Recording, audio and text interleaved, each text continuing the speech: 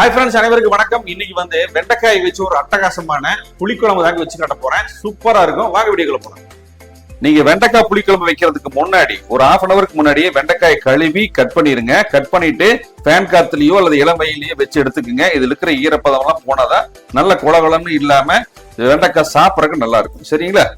இப்ப அடுப்பத்தை வச்சு ஒரு மண் பாத்திரம் வச்சு 3 டேபிள் ஸ்பூன் நல்லெண்ணெய் ஊத்தி இருக்கிறேங்க. நல்லெண்ணெய் ஊத்தினாதான் குழம்பு சூப்பரா இருக்கும். இப்ப நம்ம வெண்டைக்காய் இதுல சேர்த்துக்கலாம். இப்ப இந்த வெண்டைக்காயை ஒரு 50% எண்ணெயிலேயே வதக்கி எடுத்துக்கலாம். பாருங்க, வெண்டைக்காய் நல்லா வதங்கி ஸ்கின் எல்லாம் பாருங்க நல்லா சுருக்கமாயிருச்சு. இப்ப இதை எடுத்துடலாங்க. இப்ப வெண்டைக்காய் வதக்கின அதே எண்ணெயிலேயே ½ டீஸ்பூன் கடுகு, ½ டீஸ்பூன் சீரகம், ½ டீஸ்பூன் வெந்தயம் சேர்த்திக்கலாங்க. இப்ப கடுகு, சீரகம், வெந்தயம் பொரிய ஆரம்பிச்சிருச்சுங்க. 100 கிராம் சின்ன வெங்காயத்தை நறுக்கி வச்சிருக்கிறேன், சேர்த்திக்கலாம். கூடவே கருவேப்பிலை. இந்த வெங்காயம் ஒரு 2 நிமிஷம் நல்லா எண்ணெயிலேயே வதங்கிட்டுங்க. இப்ப வெங்காயம் வதங்கிட்டு இருக்குங்க. ஒரு 4 தக்காளியை 2ஆ கட் பண்ணி போட்டு மிக்சி ஜார்ல சேர்த்திட்டு 1க்கு 2ஆ அரைச்சு எடுத்துக்கலாங்க. இப்ப வெங்காயம் சேர்த்து 2 நிமிஷம் ஆச்சுங்க. அடுத்து நம்ம வதக்கி வச்ச வெண்டைக்காயை சேர்த்திக்கலாம். எல்லாத்தையும் ஒரு மிக்ஸ் பண்ணிக்கலாங்க. அடுத்தது அரைச்ச தக்காளி சேர்த்திக்கலாங்க. தக்காளி சேர்த்துனதுக்கு அப்புறம் ஒரு நல்லா மிக்ஸ் பண்ணிக்கலாங்க. அடுத்தது நம்ம மசாலா சேர்த்திக்கலாங்க.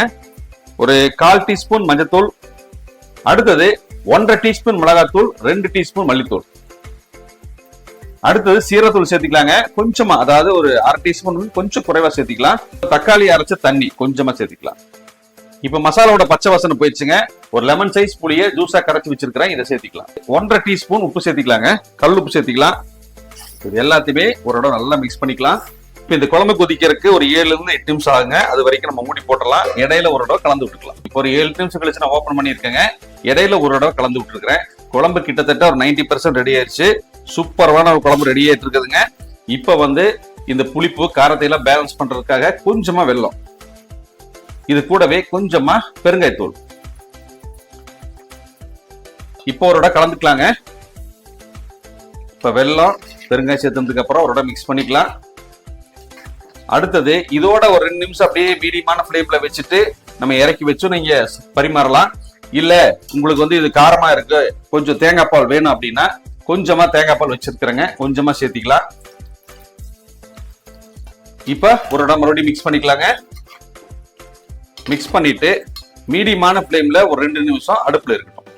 இப்போ ஒரு 3 நிமிஷம் ஆச்சுங்க. ஓபன் பண்ணிடலாம். நல்ல ஒரு அருமையான வெண்டைக்காய் புளிக்குழம்பு ரெடிங்க. நம்ம ஊத்துன எல்லாம் மேல நல்லா பிரிஞ்சு வந்துருச்சு. பார்க்கவும் ரொம்ப அழகா இருக்கு. டேஸ்டும் வேற லெவல்ல இருக்கு போதுங்க. இதே மாதிரி நீங்களும் ட்ரை பண்ணி பார்த்துட்டு எப்படி இருக்குன்னு கமெண்ட் சொல்லுங்க. இந்த வீடியோ பிடிச்சிருந்தா நிறைய பேருக்கு ஷேர் பண்ணி விடுங்க, லைக் பண்ணுங்க. நன்றி, வணக்கம். அடுத்த வீடியோ பார்க்கலாங்களா?